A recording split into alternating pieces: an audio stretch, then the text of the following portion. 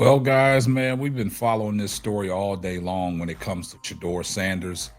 After the Cleveland Browns have decided to name Joe Flacco as their week 1 starter, which came to no surprise to nobody.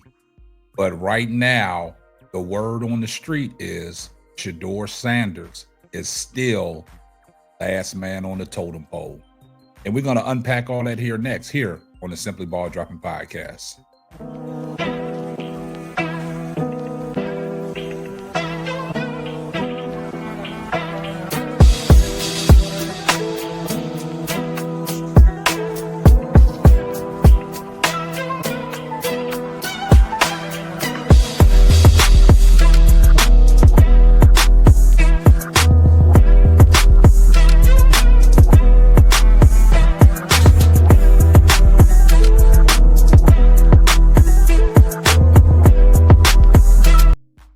Well, guys, welcome back, man. And I'm here to tell you, man, Cleveland Browns are totally disrespecting Shedeur Sanders.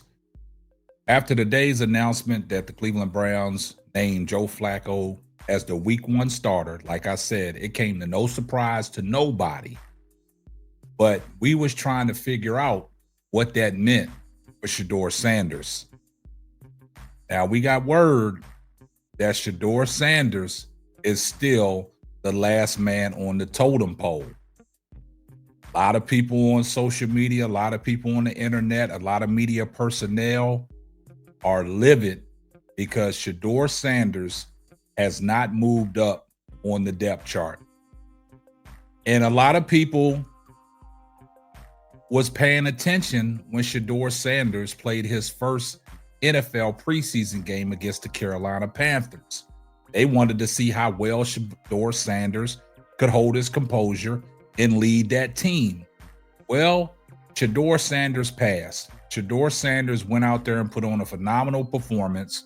Like I stated, 14 of 23, 138 yards, 2 picks, 19 yards on the ground, and a big third down conversion for a first down using his legs. He showed pocket presence. He showed good arm strength. He showed pinpoint passes, and he showed a lot of touch, and he showed a lot of maturity for an NFL rookie quarterback. And he threw 2 touchdown passes. In the first touchdown pass, he threw that between 2 defenders and only put it where his receiver could catch the ball, and they scored. And then on another drive, he came down, he scrambled right, got away from the pressure, and threw another dart for another touchdown, put it low and away to only where his receiver could make the catch. Then everybody was trying to see what Dillon Gabriel was going to bring to the table when he started against the Philadelphia Eagles. Dillon Gabriel started off hot, 4-4, a very controlled drive, marched them down 60 yards. They scored on a rushing touchdown, but they didn't let Dillon Gabriel throw the ball in the red zone because a lot of reports coming out of camp that he was making mistakes in the red zone, even on the 2-point conversion where he threw a pick, which they didn't want to talk about, but we got the footage on that, and we showed that in a previous video. But for the Cleveland Browns to go off of the stats, where I always say, men lie, women lie, stats don't. Shedeur Sanders' stats just outweigh what Dillon Gabriel has done. Now, there's a lot of people that went on record and said Dillon Gabriel looked a little, happy feet in the pocket. Once he got off script, things started crashing down for him. He threw the pick 6. He had the inadvertent handoff, the exchange, which caused the fumble. But Shedeur Sanders, when they critiqued Shedeur Sanders, they said, yeah, Shedeur Sanders started off a little slow, but he picked up momentum where he got comfortable and he started picking Carolina apart. Now, I've always said when Shedeur Sanders played against the Carolina Panthers, he did more with less. Dillon Gabriel did less with more. Philadelphia had their 3rd and 4th and 5th string guys on the field that are trying to make a roster spot. Shedeur Sanders started off against the Carolina Panthers with their first string defense on the first 2 possessions. Now, we got some information out of camp as well.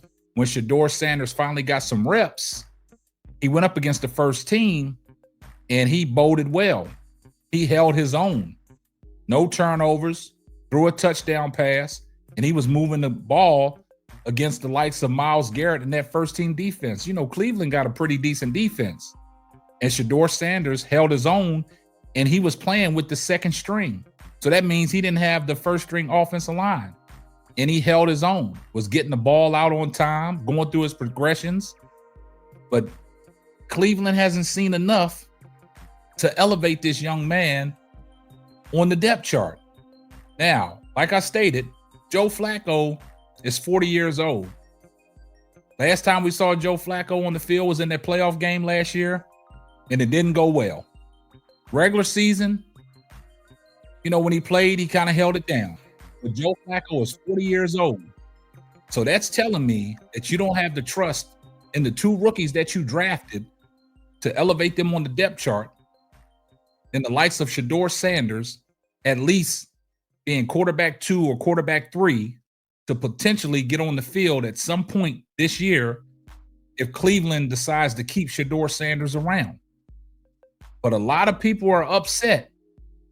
And, you know, his nemesis, Tony Grossi, at any chance that he's going to get, he's going to drop some information.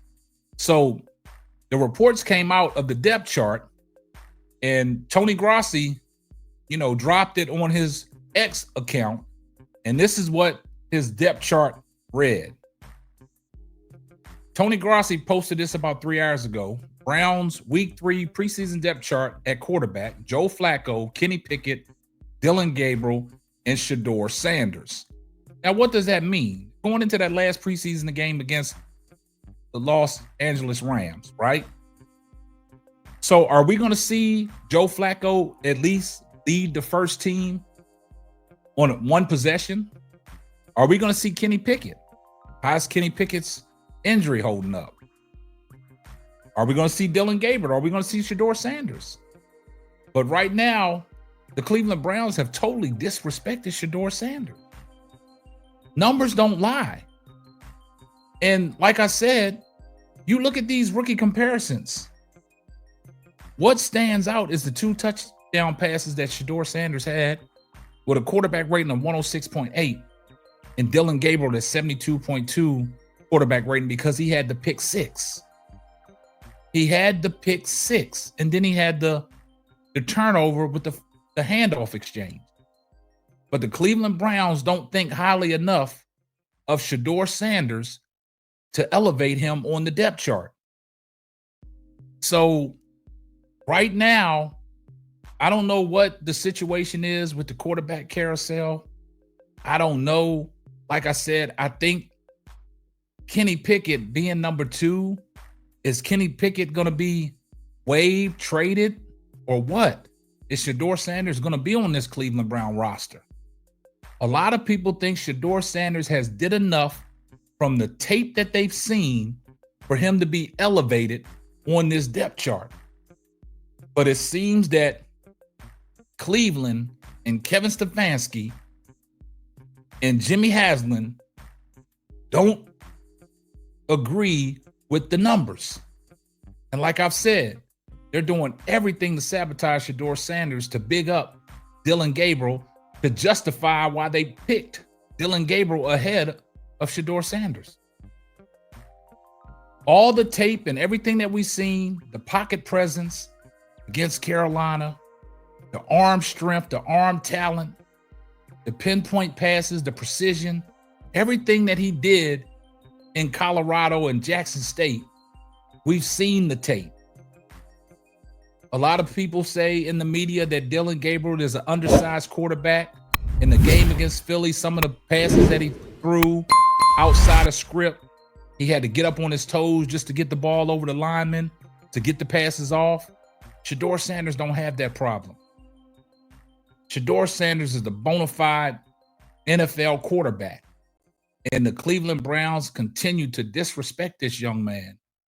And Shedeur Sanders is handling it well. Everything he says in the post-game press conference, He don't make it about himself. He's just happy to get an opportunity to be in the NFL.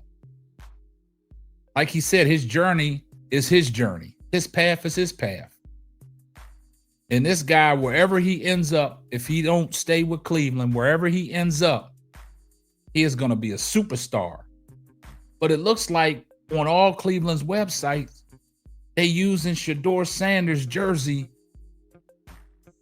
for jersey sales. They using for ticket sales. Now, a lot of people are talking about a lot of people not going to watch if Shedeur Sanders is not going to get an opportunity. Shedeur Sanders is a bona fide NFL quarterback, and the Cleveland Browns need to treat him as such. But the Cleveland Browns are still totally disrespecting Shedeur Sanders. They said it's an unofficial depth chart, but until the official depth chart comes out, we have to go on what Tony Grossi had put out there on the tweet. But things can change. This can change day by day. So guys, get down in the comment section and let me know what you think. Are the Cleveland Browns still totally disrespecting Shedeur Sanders? I see everybody in the comment section, #salute. And if you're not subscribed to the channel, do me a favor, hit the subscribe button, turn your post notifications on so you know every time Simply Ball drops another hot banger. Just in case I forgot. Tell a friend to tell a friend. It might not be for you, but it might be for them. And this is going to wrap up another episode of the Simply Ball Dropping Podcast. I'm your host, the man behind the mic, K-Sap. We're going to catch you on the next one. Deuces. Thanks for listening to the Simply Ball Dropping Podcast. Be sure to subscribe, like, and share on all major platforms. That's all, folks.